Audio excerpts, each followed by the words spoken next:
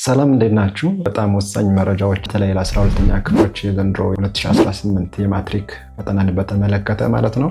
እነዚህን ኖቶች ብትይዟቸው በጣም ትጠቀማላችሁ። በትምህርት ሚኒስቴር ውስጥ የትምህርት ምዘናና ፈተናዎች አገልግሎት ዳይሬክተሩ ነው ይህንን መረጃ ያወጡት። ስለዚህ ለናቹራል ሳይንስ እና ለሶሻል ሳይንስ ስንት ኮርስ እና የትኞቹ ኮርሶች እንደሆኑ ከስንተኛ ክፍል ጀምሮ እስከ ስንተኛ ክፍል እንደሆነ ማለት ነው። ስለዚህ በተነገረው መሰረት የናቹራል ሳይንስ አጠቃላይ ኮርሶች 6 ናቸው። ከበር የሚያደርገው ነገር ደግሞ ወይም ኮርሶቹ ኖርማሊ እንግሊዝኛ አንድ ማቴማቲክስ ስኮላስቲክ አፕቲቲዩድ የሚባለው ነው። ኖርማሊ ብዙ ጊዜ የእንግሊዝኛ እና የማትስ በጣም ቢያውቋቸው ይገባሉ ተብለው የሚታወቁ እዛ ላይ ያተኩራል። ኖርማሊ ኤኒዌይስ ሌላ ናቹራል የሚያሰኙት 3 ኮርሶች ናቸው። የባዮሎጂ፣ የኬሚስትሪ እና የፊዚክስ ኮርሶች ናቸው። ስለዚህ 6 ናቸው። እነሱ ለተዘጋጃላችሁ የማህበራዊ ወይም የሶሻል ሳይንስ ተማሪዎች ደግሞ ኖርማሊ እናንተም 6 ኮርስ ነው ያለው። ስለዚህ ከ600 ነው ማለት ነው የናቹራልም የሶሻልም።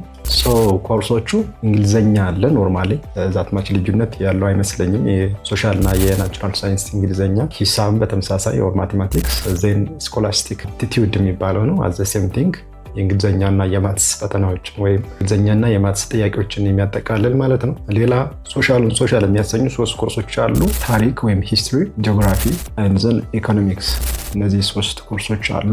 ስለዚህ ፈተናው ለናቹራልም ለሶሻልም የሚያጠቃልለው ኖርማሊ ከ9ኛ ክፍል እስከ 12ኛ ክፍል ያሉትን ነው ማለት ነው። በእነዚህ በ6 ኮርሶች ማለት ነው። በእያንዳንዳችሁ በ6 ኮርሶች ከ9ኛ ክፍል ጀምሮ የ10ኛ ክፍል፣ 11ኛ ክፍል፣ 12ኛ ክፍል የ4 ዓመት ትምህርት ማለት ነው። ስለዚህ ለምሳሌ እንግሊዝኛም ከ9ኛ ክፍል ጀምሮ እስከ 12ኛ ክፍል ያለውን፣ ማቴማቲክስ ከ9ኛ ክፍል እስከ 12ኛ ክፍል እያለ የ6ቱንም ኮርሶች በአዲሱ ከሪክለም መሰረት ይሆናል። የቀድሞው ከሪክለም ያላለቀባቸው ኮርሶች አሉ። የቀድሞው ትምህርት ማለት ነው። የቀድሞ መጽሐፍት ላይ እንደገና ደግሞ በአዲስ መልክ የወጣው መጽሐፍትም አለ። ስለዚህ የጋራ ይዘቶች ላይ የሚያተኩር ነው የሚሆነው። በተለይ የ9ኛ ክፍል ኮርስ ላይ ያላለቀ ነገር ስላለው ወይም ሙሉ ለሙሉ ስላልሆነ አሁን ዘንድሮ 12ኛ ክፍል የሆናችሁት በቀድሞ የ9ኛ ክፍል አሮጌውን የተማራችሁ በመሆኑ የ9ኛ ክፍል ብቻ 9ኛ ክፍል ላይ ያሉ እነዚህ 6 ኮርሶች የአዲሱን ከሪክለም እና የድሮውን ከሪክለም ላይ የጋራ የሆኑ ዩኒቶች ማለት። ስለዚህ ለምሳሌ ማትስ ፎር ኤግዛምፕል ማትስ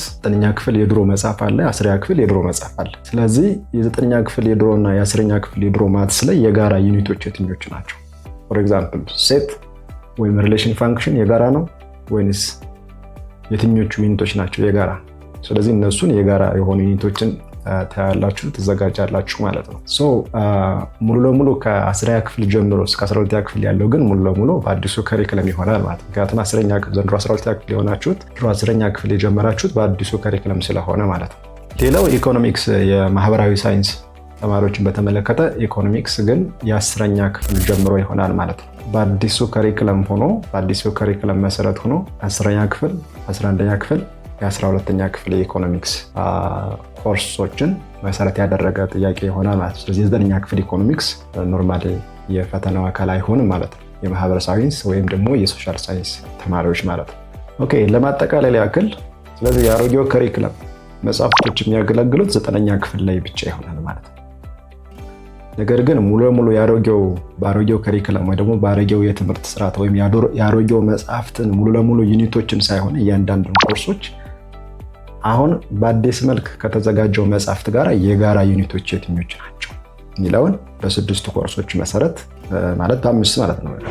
የአፕቲቲዩድ የብቻውን ኮርስ ስለሌለው ስለዚህ እንግሊዝኛ፣ ማትስ ለምሳሌ ናቹራል ከሆነ ባዮሎጂ፣ ፊዚክስ፣ ኬሚስትሪ እነዚህ 5ቱ መጽሐፍት 9ኛ ክፍል ላይ የጋራ ከድሮ ጋራ የጋራ ይሆናል ማለት ነው። የጋራ ዩኒቶች የትኞቹ ናቸው?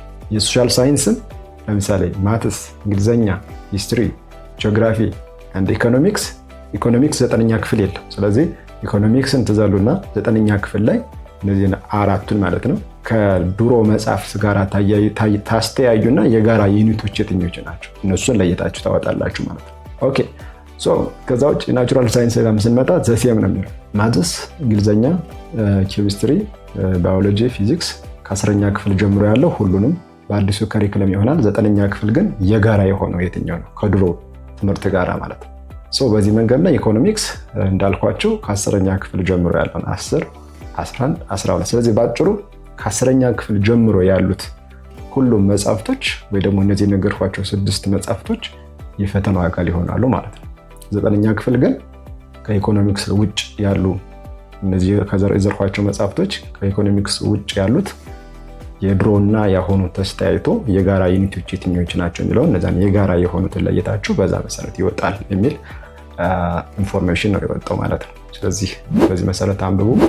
ሞር መረዳት ላይ ዝም ብሎ መሸምደድ ላይ ሳይሆን፣ ምክንያቱም ስትሸመድዱት ያታች አጻጻፏ ተቀየራ ብትመጣ አስቸጋሪ ስለሚሆን በእያንዳንዱ ሰብጀክት በእያንዳንዱ ዩኒት ምን ያክል እንዳወቃችሁ የትኛውን ደግሞ እንዳላወቃችሁት ለይታችሁ ማውጣት ተዘጋጁ እላለሁ። መልካም ዝግጅት፣ መልካም ፈተና። ጥያቄዎች ካላችሁ ወይም ያልገባችሁ መረጃ ካለ ኮሜንት አድርጉልኝ ማለት ነው። ይመቻችሁ።